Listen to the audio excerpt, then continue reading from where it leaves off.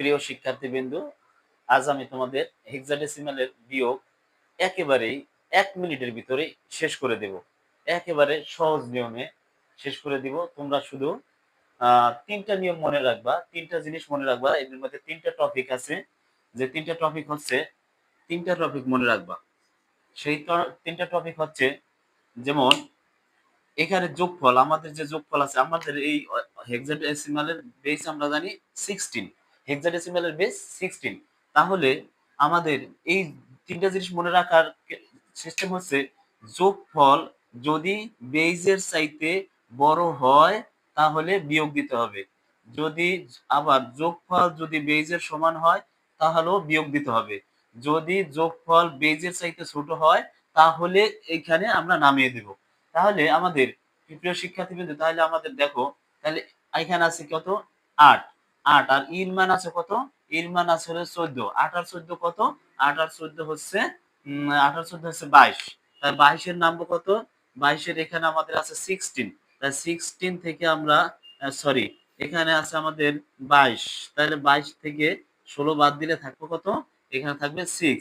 তাই এখানে শিক্ষার্থীবৃন্দ এখানে নামবে আমাদের 6। তারপরে আমরা কি করব? হাতে এক থাকবে, হাতে থাকবে ১।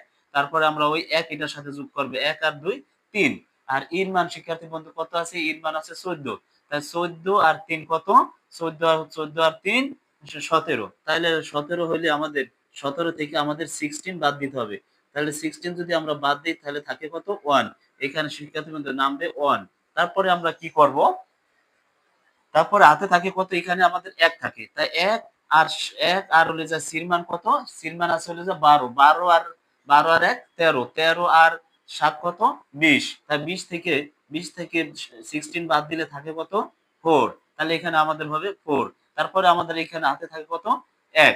তারপরে আমাদের ১ এই ২০ সাথে যোগ করতে হবে। তাই ২০ মান কত? ১১। ১১ আর ১ কত? ১২। ১২ আর ৬ ১৮। তাহলে ১৮ থেকে শিক্ষার্থী বন্ধু আমাদের 16 বিয়োগ দিতে হবে। ১৮ থেকে ১৮ ১৮ থেকে 16 বাদ দিলে থাকে কত? ২। এখানে আমাদের ২ নামবে। তারপরে আমরা কি করব? হাতে থাকে কত? ১। তাহলে ১ আর ১০, এর মান ১০। ১ আর ১০ ১১, ১১ আর ৯ ২০। ২০ থেকে আমরা বাদ দিব কত? 16। 16 বাদ দিলে আমাদের থাকে কত? 4। তাই এখানে আমাদের 4 নামবে। এখানে হাতে যে ১ থাকে এই ১ টা এখানে নামিয়ে দেব।